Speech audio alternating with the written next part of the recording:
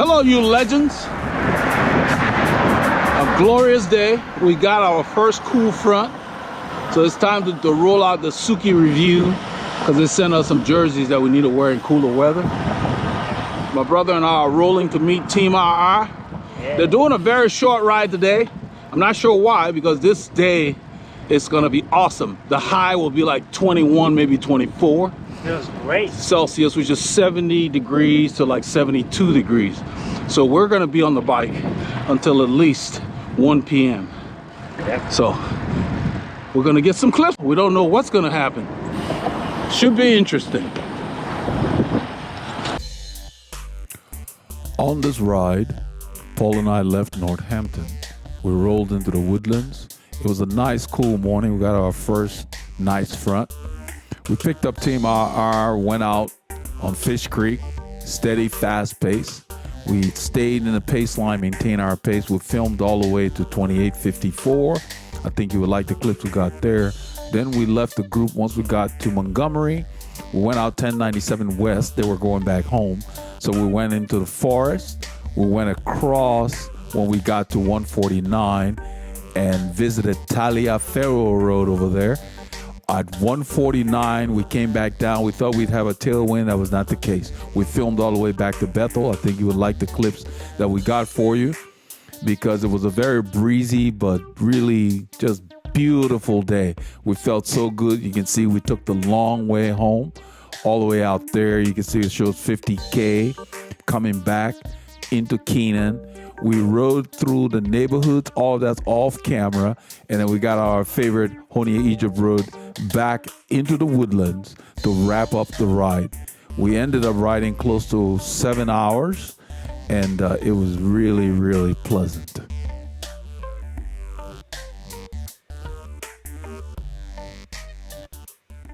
Into the parking lot, ready to go. If I'm over here after 7:30, you can roll out. I will catch up on the road. Yeah, I know you'll catch up. I'm not worried about that. Good morning. You can shame me for that.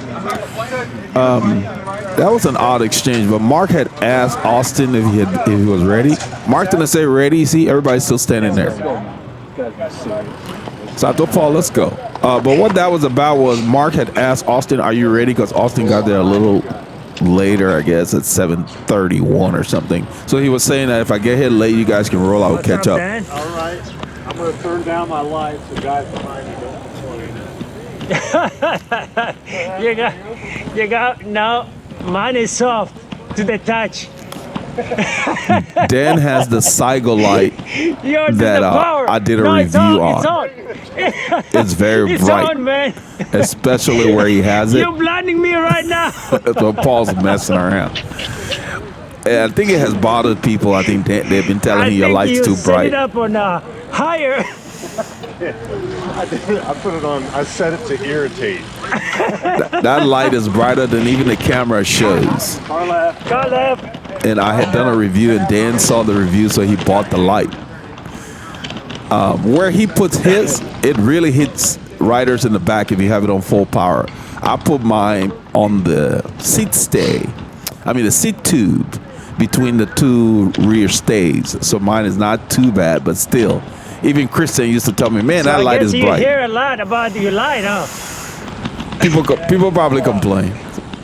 So he's turning it down. It has different modes. Really like the light. Yeah. I bought it on Eldred's recommendation. Yeah, he has one. That's why I'm laughing, because every time I follow myself, dude, you gotta turn the sucker off. I'm trying it. I can't. That's not bad. Right I used the smaller one on my orange bike now, and then I have Budreger now. But now he's got it on a good mode. That's a steady mode, so it's not as bad. Did you think about putting on sleeves this morning? Yeah, I thought about it, but It'll be 70 degrees by the time we head back. said I'll suffer a little bit in the morning. Yeah. Rather start out a little bit chilly and come back comfortable, you know. Yeah. Yeah, Dan is right about that.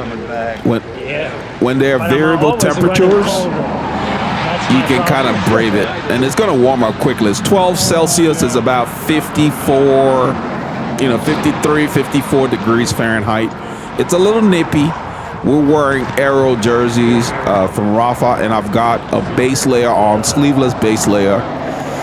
So I'm very comfortable. I got the jersey zipped up, knowing that it's going to warm up quickly. That's what Dan was saying. It'll be 70 degrees when we come back. We didn't wear sleeves or arm warmers, like he's saying. But we'd have to shed, you know, because that's the kind of temperatures we're in.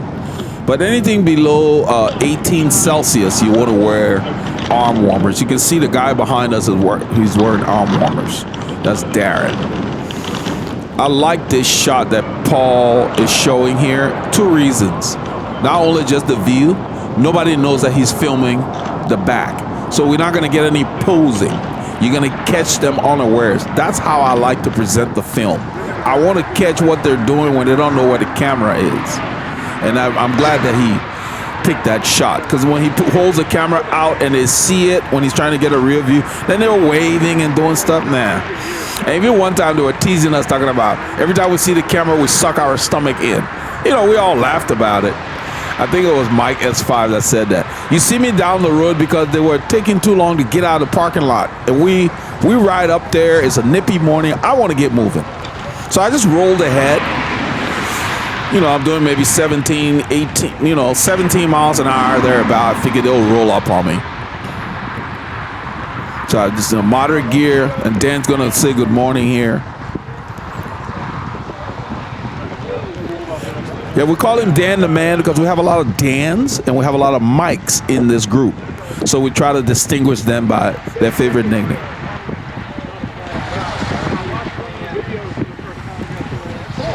This is Jonathan. He just rolled by and said, I watched one of your videos for the first time last night. So I was kind of surprised. I mean, it was a nice surprise, but I guess somebody must have told him about the videos, because he knows that we bring the camera. Because when Moore was filming, he was the one that made a suggestion about, mounting it on like a mouthpiece or something like that. So he knows that we're filming. So it was cool. I just told him, I said, oh yeah, we put it out every week.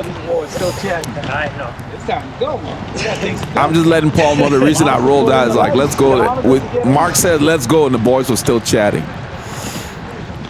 I don't know if Austin was. I don't know if Austin was bothered by what Mark said in the parking lot, but Mark didn't mean anything by it. Mark just asked as a courtesy whether Austin was ready, because they were waiting on him. So he must have gotten there right at 7:30, and so he was dressing in his truck. If you get there around 7:30 like that and you're in your car, they'll wait for you. Most groups will unless they're just impersonal open rides where nobody knows you or whatever. But this ride is different. It's not just a wide open ride. These guys know each other, so they'll wait for you if you get there at 7:30.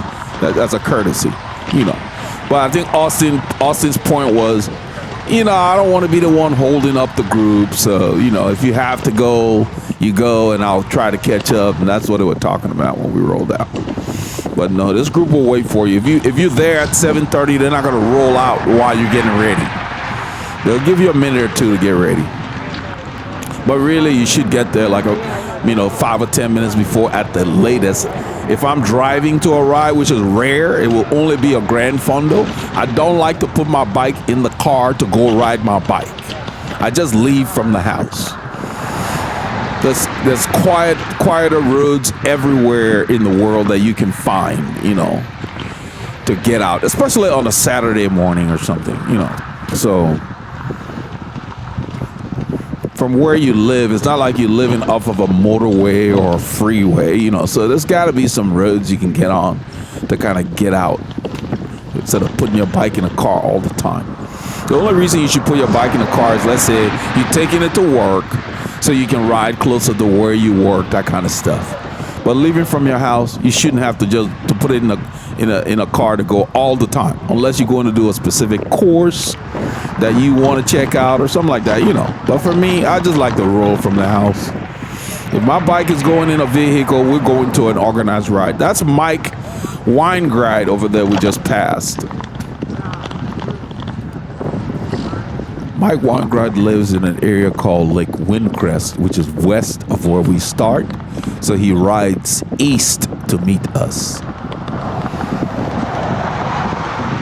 This group has gotten faster and faster over the last, say, 4 to 6 months. Even the warm-ups are up, which is good, because of the characters that have joined the group. the pace is higher. Mark, who leads the group, has been traveling and busy, so he hasn't been riding. You know, this is the time of year really most people back off. Like as I explained in other videos, you know, if you're doing a periodization thing, this is the time to kind of back off, but you still need to draft smartly. You need to stay close if you're going to survive in these conditions.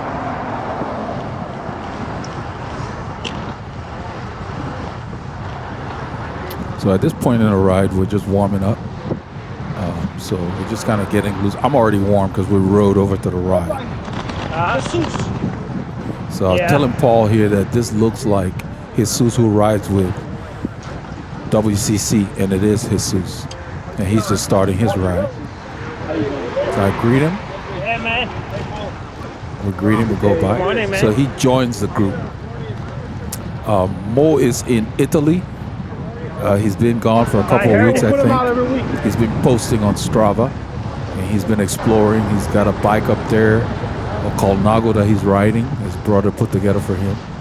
And so he's on the bike often. He's visiting family. So Mo always incorporates cycling in every aspect of his trips.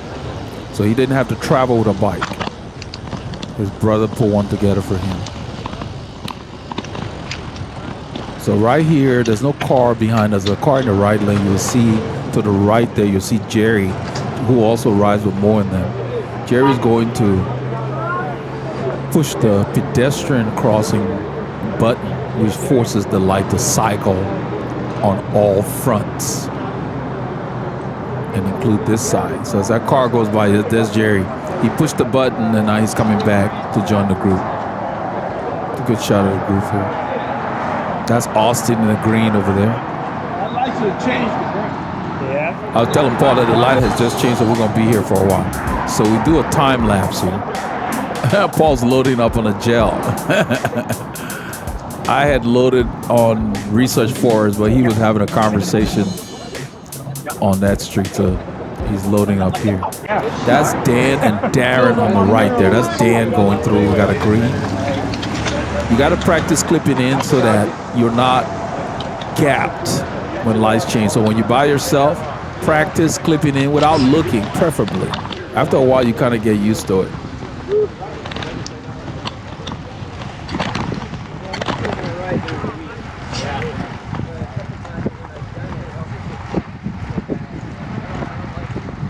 That's James on the right. And this gentleman on the left is Jonathan. He's the one that just told me on research that he had watched last week's video. I think it's his first time watching our video. Maybe somebody told him about it. He checked it out. And he was just letting me know, hey, you know, I watched one of your videos for the first time. I told him, oh, yeah, we load them out every week, just so he'd know. So that was cool.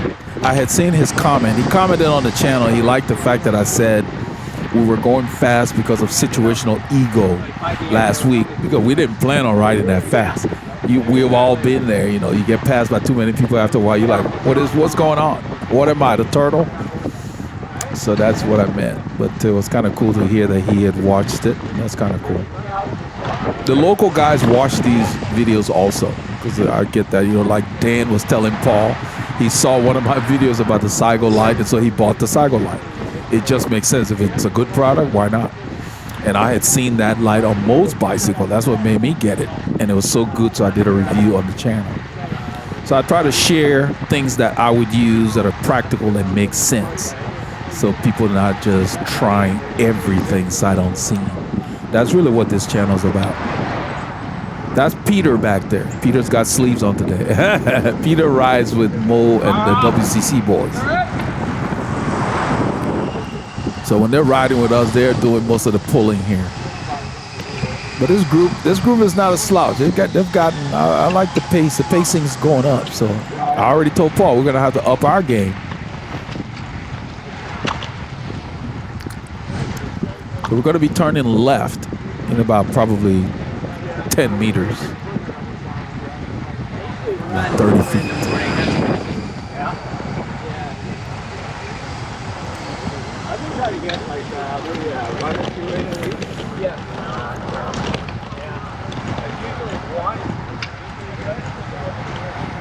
Paul and I had a conversation and we decided to wear the Arrow jerseys because, as I said in other videos, this is the time of year in our area in southeastern Texas where we can wear heavier jerseys, midweight jerseys. Of course, when it gets very cold, the thermals and stuff. But during the summer, we can't wear those because it's so muggy.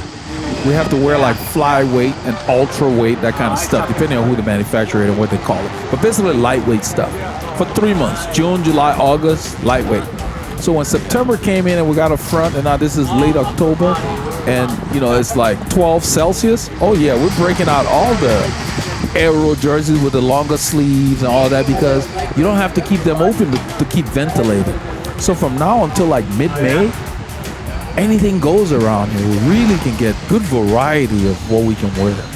And so we discussed to wear the same color in our pro team shoes to look like a team kit. I like that we have a lot of the similar products that we can periodically dress the same. I think it's kind of neat. So you'll hear somebody ask later in the ride, probably in about 16 kilometers or so, did you guys plan to wear the same kit? And you'll hear me tell them, no accident. Yes, we definitely did.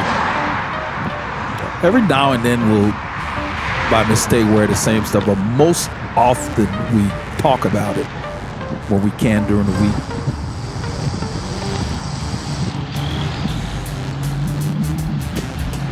So we turn on Fishcreek here, which I consider the open road. There's less volume. Once you get past this light here, really, there's less volume of traffic.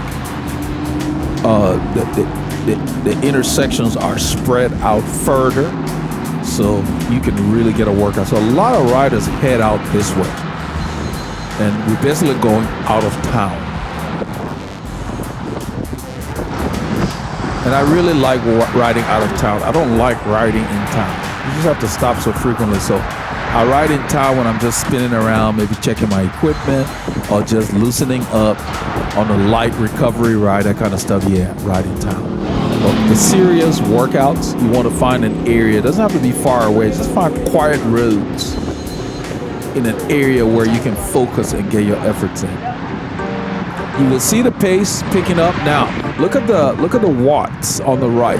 Normally it would be like 1 something or whatever. You will see them start lifting because look at the wind hitting this guy's jersey, Austin, when he was putting on his glasses. Even after he's put it on, just look at his sides. We're going into a strong wind. I have dubbed the wind down to where it's reasonably balanced with the audio on here, but you can still hear it. It was pounding us. In these conditions, you need to be on that wheel you're following. Otherwise, you will be working harder than you should be. The guy's greeting us, I wave, that's the truck. So I put the arrows on here so you can kind of look at the watch, 400 and something. It shouldn't be 4 something going up this little grade. Look at that, 2%? No, it should not be 4 something, but it is because of the wind. And even in the draft, you still feel the wind because the draft is never perfect. We're moving over, there's a rider on the right, and you're gonna look at his cadence. It's probably, I'm guessing 65 to 70 maybe. You don't want to be doing that too long if it's a long ride. It can tire you out. You know. Listen to the wind. We're going directly into the north wind. The wind ended up blowing mostly from north and from east, which is on the right. So even when we turned to come back, we thought we'd get a perfect tailwind. No, we got tailwinds maybe periodically for short sections, but it was a blustery day.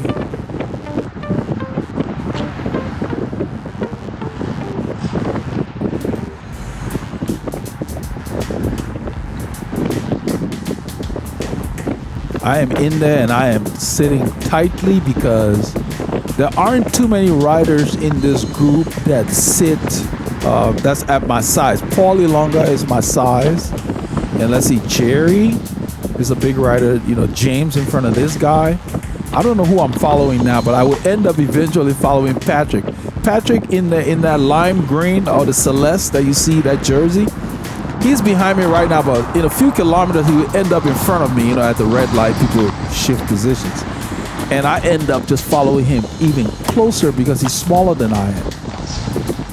Because you still have to like drift off the line like you see me doing up there. We were going downhill. If I followed the wheel directly, I would just roll into, I would get sucked into him. So I drift over to use the wind to slow me down so I don't use my brakes. It's a smoother way to keep the group going and reduce the yo-yo. I moved over again because that going over that crack, it was smoother in the main lane. All that I'm doing, I'm checking my mirror before I do that. If you don't have a mirror, you need to kind of look back.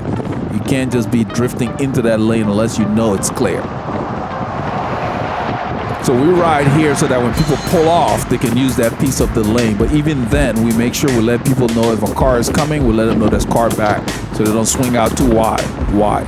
Most of the drivers will pass in the left lane. They leave this lane for us. And if we were riding two abreast, we could conceivably do a double pace line here, but with the speeds of the traffic out here, I like to stay closer like the way we are right now. These are very rural roads as we get out of town. So it's better to stay this way so the drivers can see around us. There's so many of us in the line. Plus, it's so windy, who wants a double pace line? Nobody wants to start another line where you have to work just as hard. So everybody prefers to sit behind each other.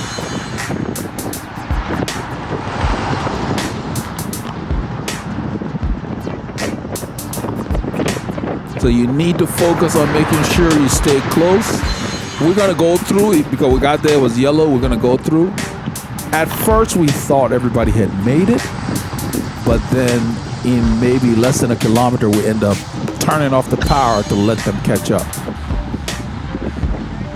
So right here, people are asking, I don't know if we've already looked back for them. We thought everybody was here, so you see we resumed. You can see my watts, 360. Slow down. Normally it'd be like 2something. Now they're saying slow down. So Paul said that we should slow down because someone at the back said riders had a gap at that light. So I looked back there to see. They're there. I don't think they're stopped at the light, but it's almost like they got gapped somehow. So I'm keeping my eye on Patrick, who I mentioned, he's on the right there. And there is another rider in front of Patrick that's inching by, I think it's Dan. And I'm thinking, okay, I don't want to chase those guys into the wind. So if they're going to keep going, I'm looking back to see where these riders are. I'm going to stay close to them because I'm like, I'd much rather be up there than have to chase up to them. But look at these guys. I don't know what they're doing. They're not really trying to get up here. So you see what Austin is doing? He's doing hands-free. That is cool because in this condition where the wind is directly in your face, it's very safe. Directly in your face, behind you, light variable winds, hands-free is cool. And Paul is also hands-free in here. But look at those guys. What's keeping them there? We're waiting for them and they just act like, I don't know. So in a little bit, we're just gonna start riding again. And that's how you get dropped. That's what not to do in any condition because they're still gonna have to work to us because we're not stopping. We're still riding. So yeah, these guys realize, hey, they're there, they're not serious, we're gonna start riding. But Dan just goes ahead and starts riding. And I think we're gonna catch this light. So I think maybe we get back together up here. See, Patrick's looking for them like, okay, they're there, so why don't you just go ahead and come on up, let's get on with this. Nobody's having fun in this wind. I think that's part of the reason they're back there. They want to back off the pace. And that's okay. You can start a second group. That's not a problem. But, you know, but I'm staying up here because if I'm already here, then I don't have to chase up here. It's harder when you're chasing. I'd much rather be up here at a hard pace than to be chasing from the back. Because a steady, hard pace is easier to tolerate than a variable pace where you're chasing. That's just harder on your system. It takes more energy and more work. So you can see we just kind of put our heads down and got into a rhythm because we all looked behind and saw them there. You saw what was on the camera, like, what are they doing back there? They didn't look that serious. Let's just go. Let's start riding. Whoever wants to be here will come up. You can hear that wind. It is just there, it's blowing. And the reason I'm stressing that is you're going to see in a few kilometers when I get to the front, I get to the front right before we go up the overpass, pretty much, after Patrick is done pulling.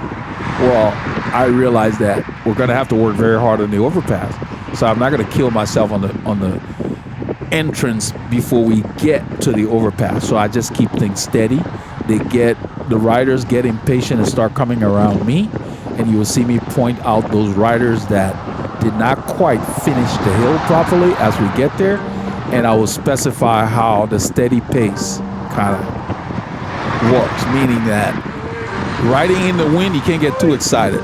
It's the same thing. You don't want to attack into the wind because it's harder to stay away versus a group. So we catch this light here, and I don't know if it helps them get closer, maybe.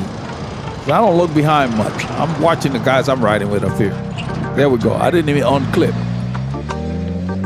I stand to stay close to them. Look at my watts. I pay the price here so I don't have to work harder later.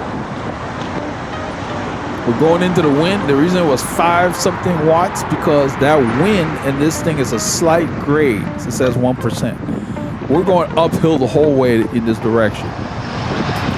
So the quicker you can get into the draft, the sooner you can turn off the power. But look, I'm sitting in 3rd position, I believe.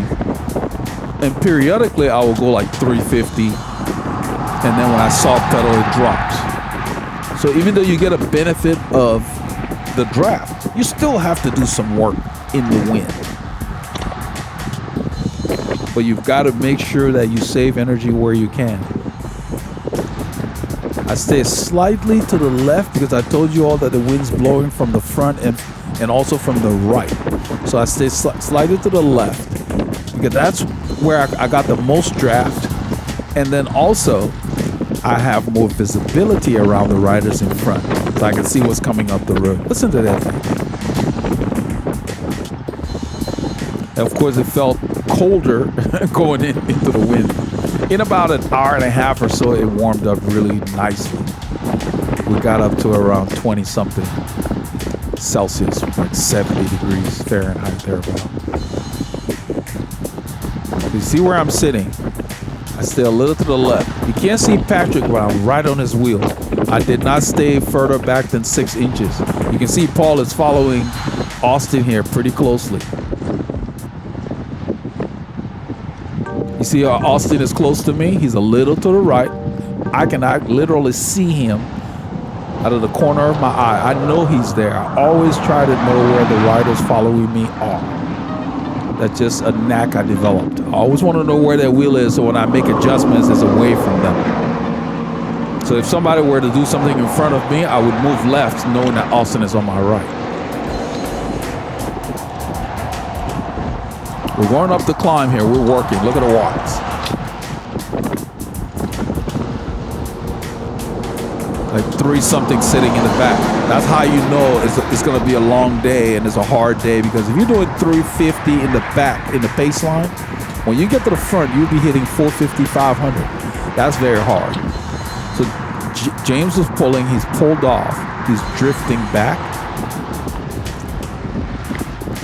Patrick has taken the lead now. And Patrick decides to pour it on as if to say we had a tailwind. So I'm sitting even closer behind him. If you look at the watts, it's 260. It's going to go up probably above 300. The road's going to go up here. Watch this. And Patrick did not back off. Look at that. Almost 400 and something watts. This is not a heavy grade. 2% maybe. But we're just fighting this wind and the oil. I actually had to tell Patrick that the light was changing. He had his head down. You will hear me tell him at the corner.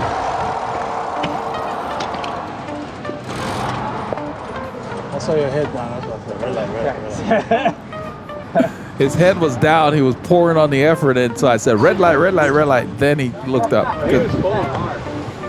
Yeah, you heard somebody say he was pulling hard. I think it must have been Austin that just said that. Yeah, Patrick was pulling really hard.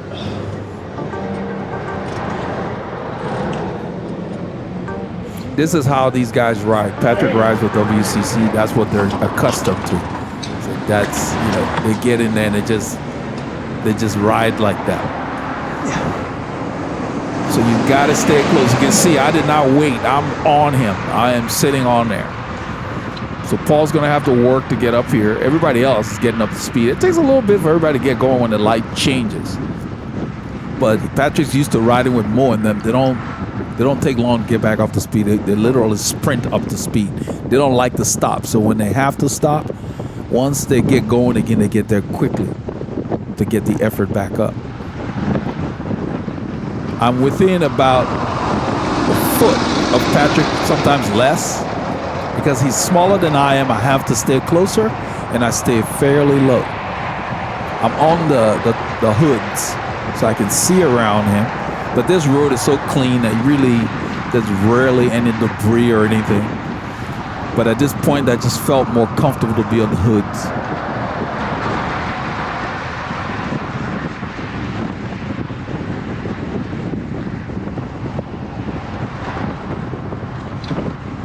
The road's gonna go up here, so the watts go up. Patrick is still pulling.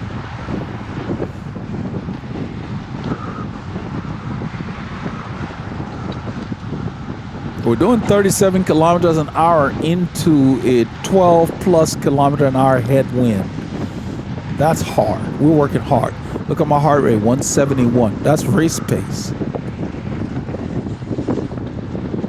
So we're going pretty hard, and at this point in a little bit, we're going to find out that our ride leader has decided to tell us to fall off.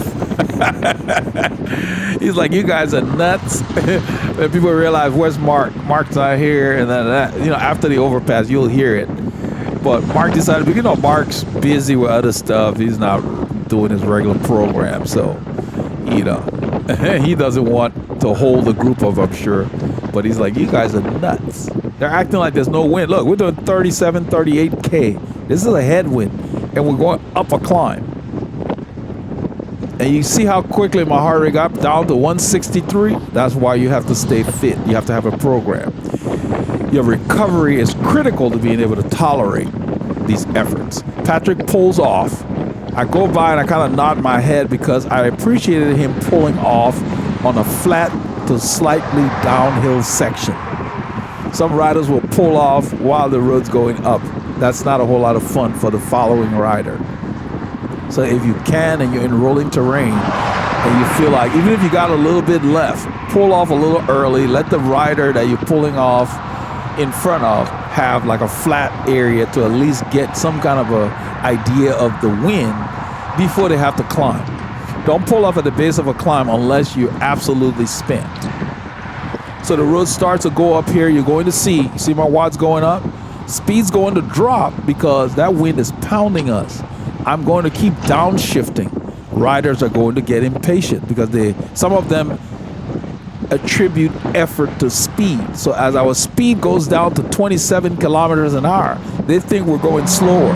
Well, I'm doing 300 and something watts. We're not going slower. So you will see Patrick will come back to the front. He lifts the pace. I don't change what I'm doing because I know I can hold this forever plus more. I want to see what else develops. So Austin here gets impatient. Now put the arrow on him. Remember him. We're going to see him shortly. He takes off into the wind. This wind is pounding. You can hear it. Now I put the arrow so you can watch. That's Darren. The road has leveled off a little bit, and now we're beginning to climb. Right here, I go ahead and put some effort in because the climb has started, and I'm trying to keep the effort. Look, 360 something. That's pretty much what we're doing back there. So you can see, by the time they come around, we're still holding our pace. Now watch. There's the first culprit on the right that had come around. That's James. He's drifting on the shoulder there. It's getting harder. That's Austin. That's the one I put the arrow on earlier. Austin has had enough. He has had enough. He's going backwards. And we don't see him after this point. That's pretty much, I don't know if he turned around or whatever, but And look at James. That James is one of the guys that came around. You can see, look at his pedaling stroke. Everything looks heavy. Yeah, you gotta pace yourself. Paulie Longa stayed on my wheel because we do this all the time. He knew I wasn't slowing down.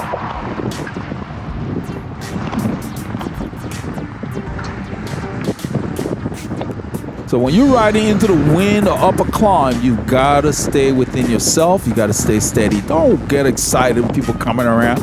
If it's the longer the climb, you will see them again.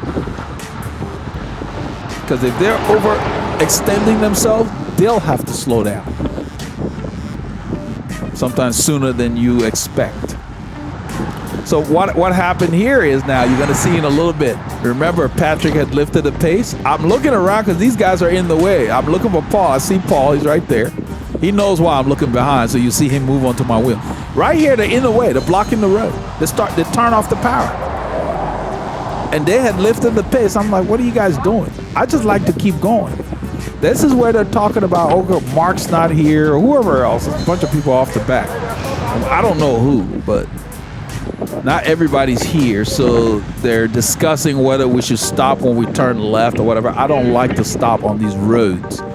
I'd much rather stop at Taco Corner or a store or some particular place for stopping than to just stop on a corner on these rural roads. I know it's clear back there. I'm looking like that to see if I can see Mark, because objects in my mirror, people that are at a distance, they're very small. I don't even see Mark because they had already been saying he was off the back. Since I don't see him in the distance, I figure we've got some time into him. So if we were to wait, we'd be standing on the road for a few minutes. I'd much rather be riding for those minutes. I look again for traffic. It's clear. I let them know it's clear. So we're all going to go over. So I don't want to stop. He's not visible, so we'll be waiting at least a minute. All right. They yesterday was Friday. College Prologue, so yeah. So I kept my effort. They doing that. Yeah, we go around. Same people that went around, we came back around. They threw us an extra. This is the kind of stuff Paul and I talk about. So as we turn, guys are all over the road again, on both sides of the road. Well, this road is not close to traffic, so this is like, we need to do something. Because a car might come up that hill, you know. So Dan is waiting. Dan's trying to figure out what we're doing here. And you would hear him ask at the bottom of the hill at Rabon Chapel, he would ask, are we all together? But right now, we're aware that this group is only going to Taco Corner because Mark had posted the route. They're only going to Taco Corner and coming right back. Well, a day like this, Paul and I had decided we're going to go further out. So in a few kilometers, you hear Paul tell some of the guys, okay, they want to wait. And he said, you guys can wait, but we're going long. So you guys can do whatever you want.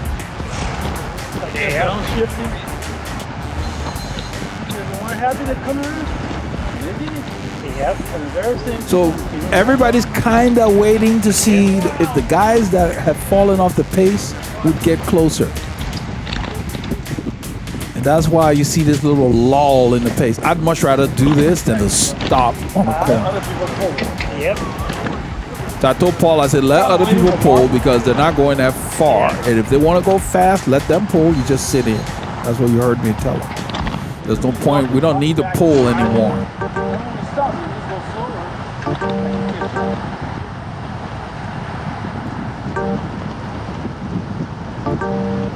So at this point, we have three parts to this group. What you see up front, those guys don't want to stop. That's Kenny, That's how they do it. Patrick, and a bunch of them. They had announced that we're going to wait, but then they took off. That's what Paul is saying.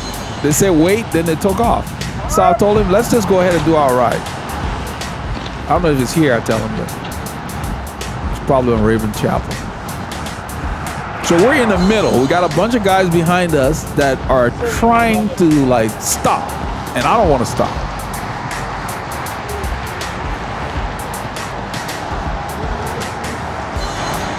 Did y'all wearing the matching jerseys on purpose this morning? Always. No accident. I like it. I don't know who it was that asked the question because I didn't look behind because this road has a lot of patina and I was watching the imperfections in the pavement. And so, but that answer is consistent with what we do. There's no accidents. I mean, we have the same jerseys, same shoes, same color socks, everything. So no. It may not be the same exact brand of helmet, but we decided to keep the shoes dark, the socks dark, the helmet dark, so that the jersey would stand out. You're gonna do a job, you need to have the proper outfit. We believe that. This guy's in my way. I can't go left because Paul's there. And so he kind of slows me down. And so I have to wait till a few riders come around. Paul continues to ride. So you're going to see in a little bit the camera kind of go ahead because Paul's not stopping. You see Abby turn right. Those other guys, Patrick and them, are up the road. Paul turns here. I'm behind. I haven't turned yet.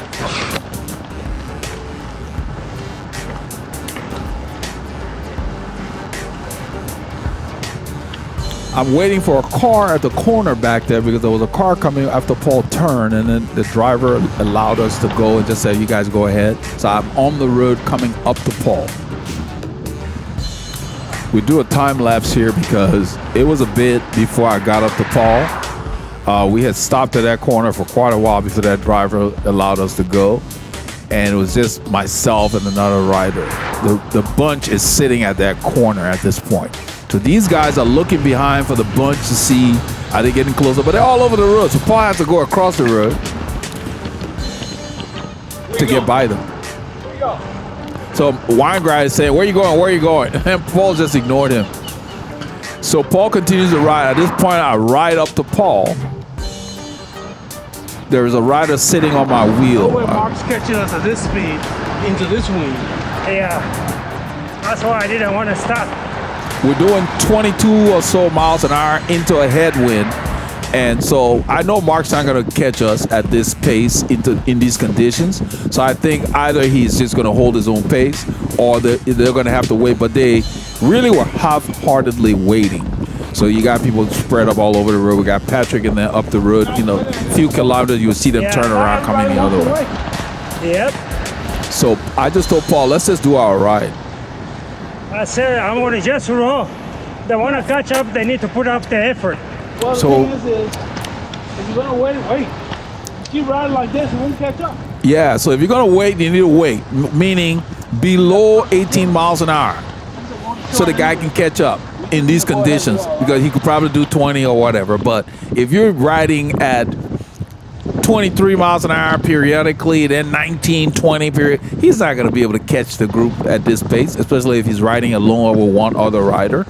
So Paul and I have decided, since they're only going to Taco Corner, let's just go ahead and go on and do our ride. I don't want to be waiting around. In the past, we would wait and then we end up coming home 2, 3 in the afternoon because we still go further than they do anyway. And so we stopped doing that. We don't like to wait anymore. If they're not diligently riding, we just go ahead and do our ride. Because I don't want to spend 3.5, 4 hours out covering only 50 miles or 80 kilometers because I've been waiting around at different intersections. I want to maximize my riding time.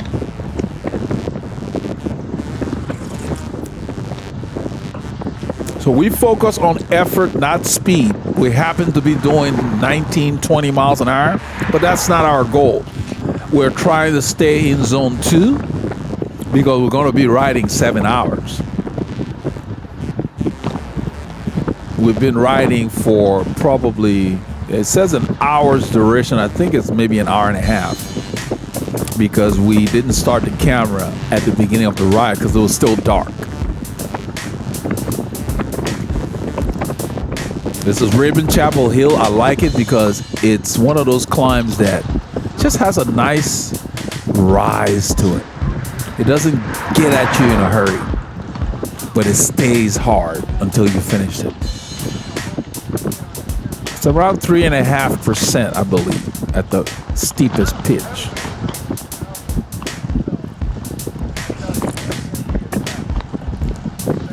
Since I got the power meter, I've observed that I'm climbing mostly between 350 watts and 450 watts. A lot of times when I climb.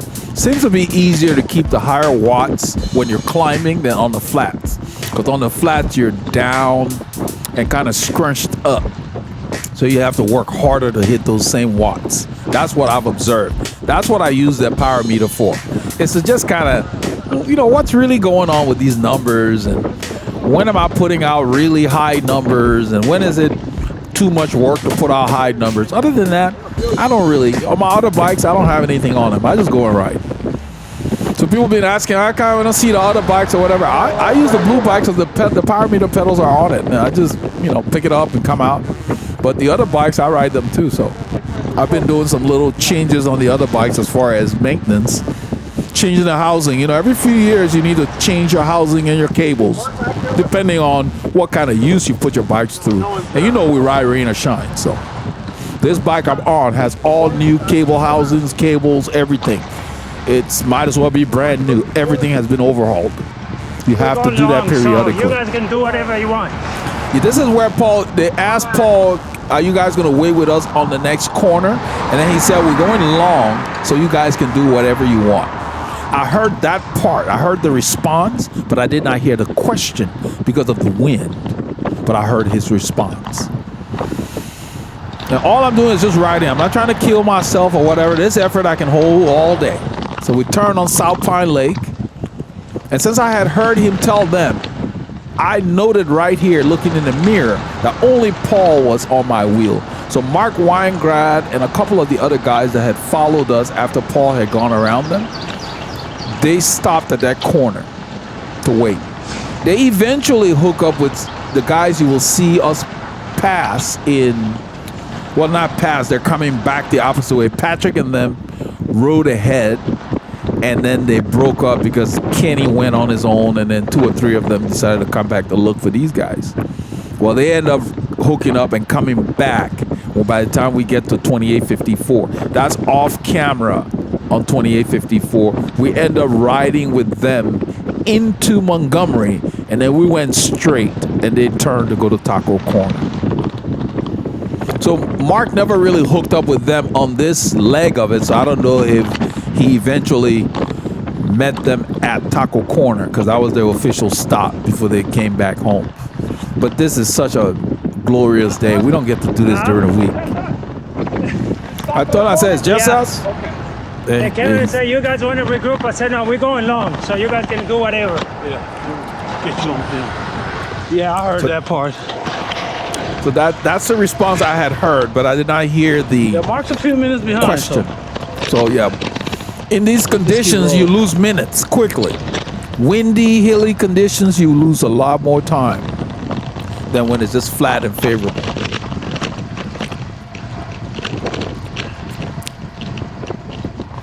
That's the more reason why you got to be diligent and you got to draft.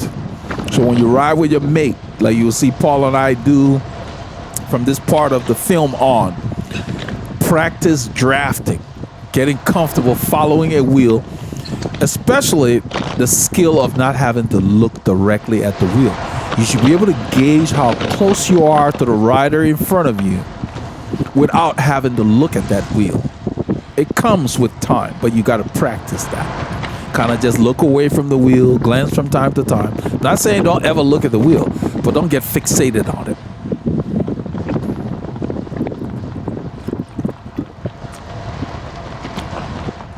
Paul had good legs today. He was riding really well. We changed the workout, and within a week of starting those workouts that we talked about last week, where he's doing a lot more aerobic stress work, it showed he was able to tolerate the efforts better and just looked smoother. So when I asked him, I said, man, you seem to have good legs today. He said, yeah, I started that workout we talked about. Yeah, the page, he's got the whole workout, our training plan. So we got him years ago.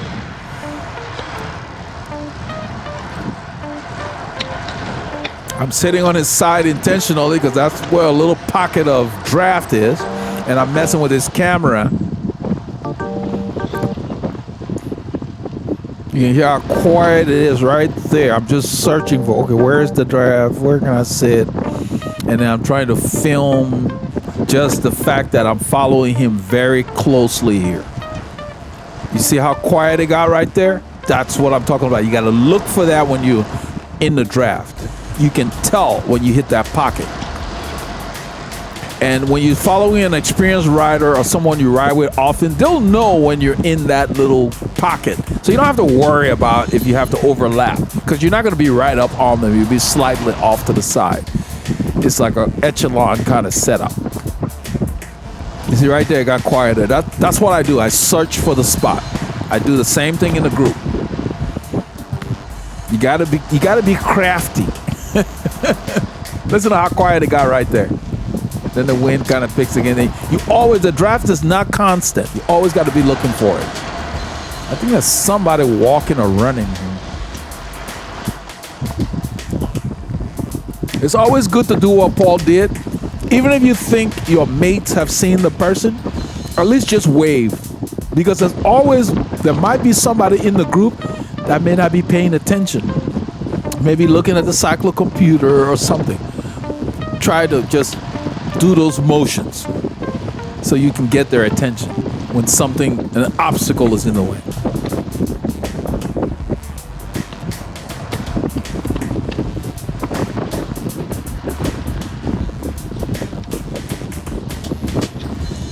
So even though I'm not right on top of his wheel here, it's still easier because he is punching a hole in the air. He's just as tall as I am. So that's a huge pocket of air being shoved to the side that I'm riding through. That's what creates this benefit. Listen to how quiet it got right there. Right there. I put the camera to where it would show this impact. Because we've done it before, and I watched the clips and I could tell when we're perfectly in the draft. It's the same thing when you're riding. You get close enough, all of a sudden you're like, man, I don't feel all the wind anymore. You're like right there. I'm looking for it, and I move over a little bit. Okay. And I say, okay, it's better here at this moment. And as the road curves, it's going to change. And he's moving too. So that's why it's a constant thing. It's like an ebb and flow. Right there. That's the pocket. Look how quiet it got. It's as if there's no wind. Then he stood up, so that messed up everything, so I had to look for it again.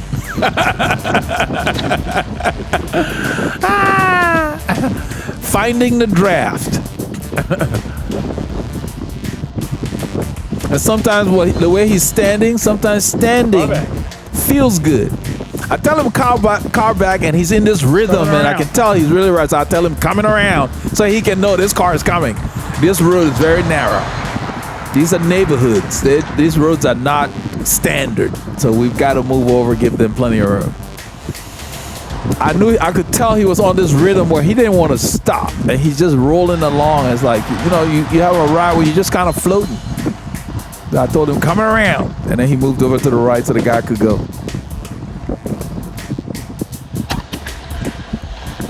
I'm doing hands-free. I don't know what I'm doing with the camera. I'm probably adjusting something.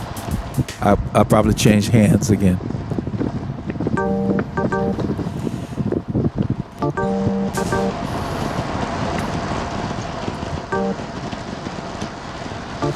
So don't get complacent when you're following another rider and think that, man, this is easy. I'm going to go to the front. You got to really be careful because it's always easier behind a rider if you're drafting properly. And then once you get to that front, you have to determine how long you want to stay there because your effort is going to go up because you don't have that hole being punched into the wind for you anymore. This is the final incline before we get to 2854. And we're riding it somewhat civilized. There's those guys that had stayed ahead. They didn't wait for Mark. That's Patrick and them going the other way. Patrick, and I don't know who the other riders are. I don't remember their names, but they're going back. They're going to end up eventually hooking up with those guys because those guys didn't stay on that corner. Because shortly after we got on 2854 off camera, the whole group came by, and Mark was not with them. Neither was, what's his name, Austin. So maybe Austin and Mark rode together. until Taco Corner.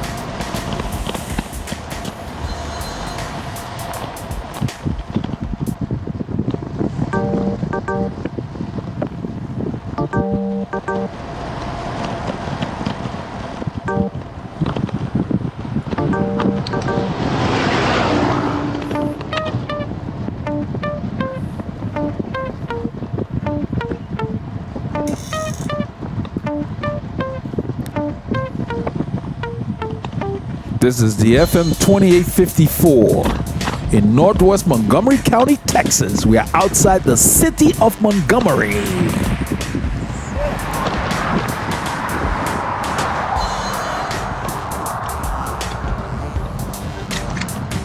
So we turn here, I go ahead and put the camera up until we hit the forest. Come on, let's film. This is outside the forest. We are That's near funny. Richards, Texas. And Paul was telling me about a Come on, joke. man, let's film your favorite climb. Okay, man. There's a restaurant we frequent where I always create stuff off the menu. Let's do this. I always create stuff off the menu and then I share it with man, Paul. I So love Paul was this. ordering the same thing and the chef told him, you and this one guy always come here. You order stuff not on the menu. It's a Vietnamese restaurant. And he said, yeah, that's my brother. So the chef remembered because we never order on the menu. We always make up a dish. And so that's what we're laughing at. We're headed south on 149, the highway 149. We are about 5 kilometers outside of Richards, Texas. I was hoping for a tailwind. Yeah. Yeah, you hear what I said? There's no tailwind. The wind, we're going south, the wind is all over the place. It seems to be blowing slightly from behind us, but mostly from the left. But then it was swirling around also. This stretch was interesting in that we got an opportunity to not only talk about how to pace yourself on the climbs and not focus on your speed once again, but your effort. We come across a rider in probably 10 kilometers, and you will be able to tell by his cadence that he is really, really dying and doing it wrong. I mean, he just looks like he's pedaling with stones tied to his feet in mud on top of that. Just slow. And you just can't have a whole lot of fun like that, especially in these conditions. It's just because your legs just get tireder and tireder. That's really what happens when you're inefficient. You lose all that snap. This part of 149 is up and down, and the climbs are not very forgiving. They're between 2 to maybe 6.5%, 7%. I thought we'd have the tailwind. No, I stayed mostly between 250 to probably Fishcreek, 400. man, we were shifting left and right. Paul's talking about this morning. Yeah, you had to go through the gears. You couldn't be shy shifting in the wind. But now, look at my jersey. It's not an accident. If you look up the middle pocket, there's just a little flutter that you can see from time to time, but nothing else on that jersey is moving. And it is windy. It's one of those rides where you can't take your hands off the bars. But when you have the right kit, nothing's flapping. Makes a big difference. That's why we love the Pro Team line. Listen to that wind. And we've reduced it on here. I dropped the decibels. But listen. Yeah. You saw how much quieter it got when Paul got in the draft there? You gotta look for that draft. The road's going up, and I think this is one of the steeper ones that they have. It doesn't look that way, but it hits you. It's like 5 or 6%. Yep. Just such a beautiful day. And on this road, even though the traffic speeds are high, Yep. Steady she goes. on the weekend you don't get a high volume. I think even in the week, during the week, there's nothing out here. You know, Richards, you blink, you miss it. There's not much out here. It really kicks here. If you look at the grade, it keeps going up. I think it says 5 or 6%. And that wind is just pounding us from the left. 6.1. 6.1. I just read the grade to him. That's what we had gone through. So you can't focus on, oh, what speed I got to hold. There's no such thing. You need to focus on the effort you need to maintain.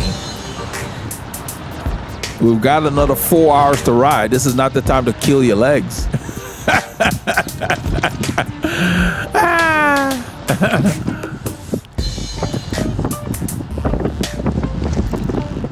Listen to that wind. It was beautiful. It had warmed up. You see, it says 18 Celsius. On the head unit, it said 21, which is 70 degrees Fahrenheit, because the sun is hitting the head unit, so the reading's always a little higher. But with the wind, yeah, it stayed cool. I kept my jersey buttoned up the whole time. The only time I had unzipped was when we were on Fish Creek and going hard, because I run hot. Listen to that thing. So we ended up just keeping the effort, zone 2, up to maybe sweet spot, depending on our move or where it was. I stand here because it just feels better. You get your upper body to help you. You work a little harder, you put more effort in, your respiration goes up, but it just feels right. Takes the load off. You're not putting a lot of strain on your back. And you got to stay smooth. You can see I'm tracking that white line. When you stand, your bike should not be all over the road. You're taking the bike for a walk. So when you have good form, you can do this longer and longer. You notice my torso did not change even though I was standing. The position remains the same. This is the Sam Houston National Forest that we are going through. Protected by Smokey Bear to prevent forest fires. That's the sign on the right there, one of the signs. They have trails in here. People come and park their cars and go hiking and stuff.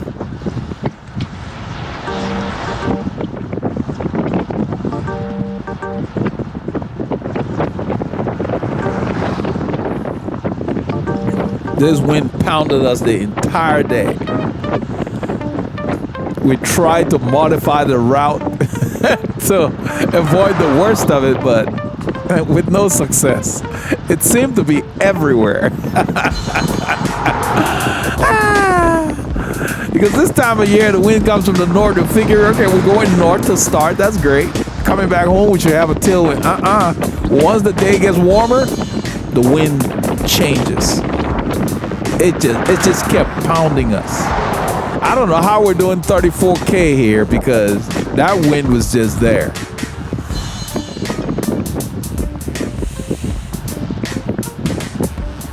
So it's all the more reason to have a good position on the bicycle so you're not a sail in these kind of conditions.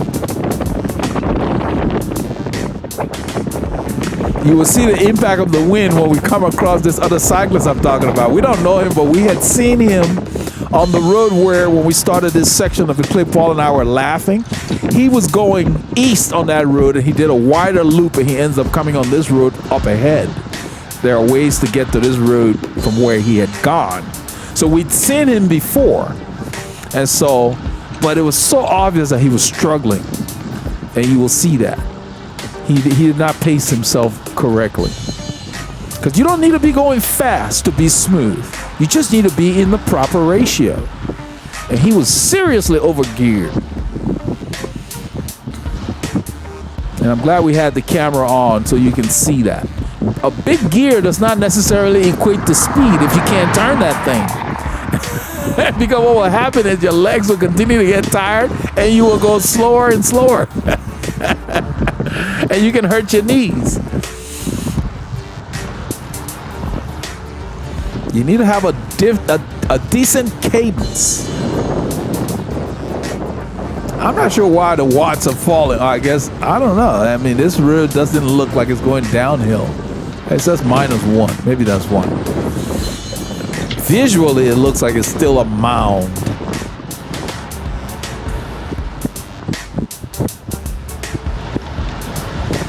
Oh, I know why. These trees are probably blocking the wind in here. There were sections where we didn't have a whole lot of wind, but no, yeah, we'll pick up the wind here now. This is downhill here. I think this is where we see him.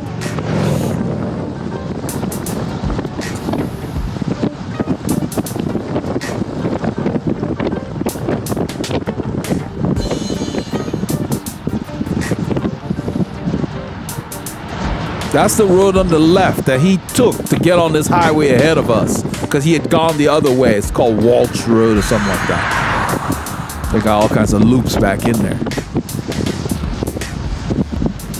In the distance, look in the curve, you'll see a little dot. That's him. Among the shadows right now, but that's him. I'm not trying to catch him. We're just riding. I'm just riding. In fact, there he is. As we approach him, I'm downshifting all the time because this road is going up. Look at the grade, you will see. It starts to go up. I don't think he even changed whatever gear he was in. He just seemed to be pedaling slower and slower. And not only is this road going up, listen to the wind. It just started blowing like mad. We got on him so quickly. I mean, you can tell that in the time I'm talking, look how we've reeled him in. He's just going slower and slower. I'm doing 400 and something watts because of the wind and the hill. Look at him. He's barely turning those things over. You can't ride like that. It will kill your legs. You would just get there wasted and tired.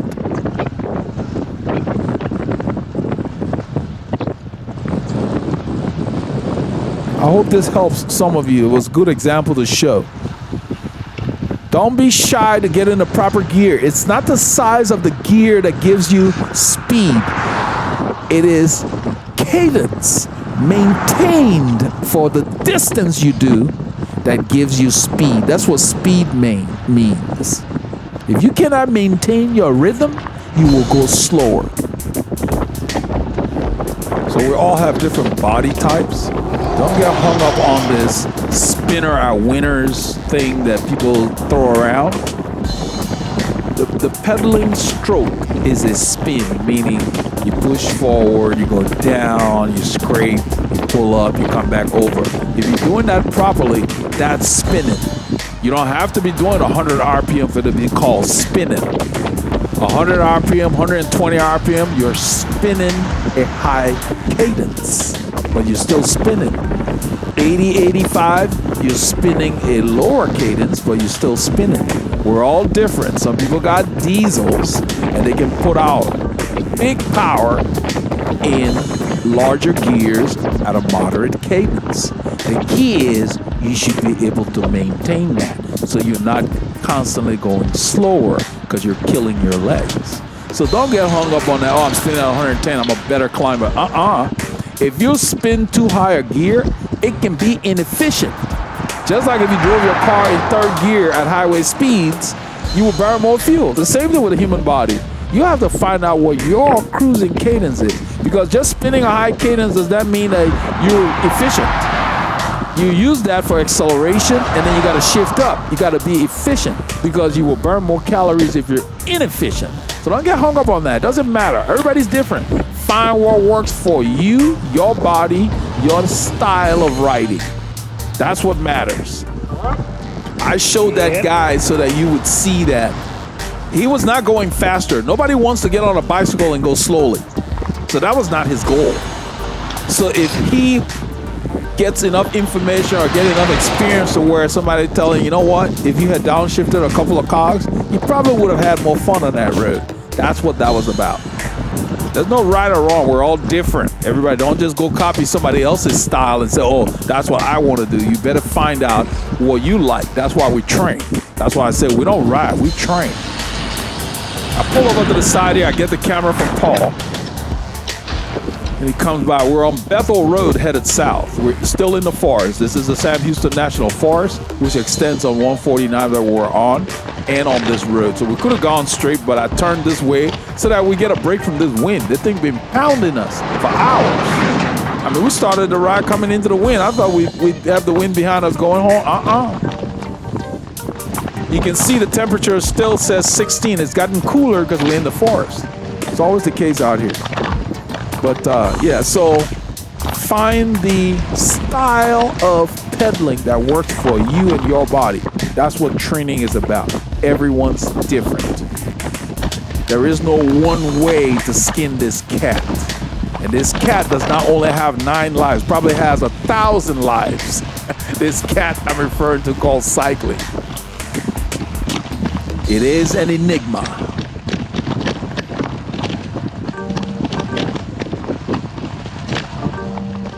So I hope you all got a chance to get some K's in, but this is part of what we did on Saturday. Keep those doctors far.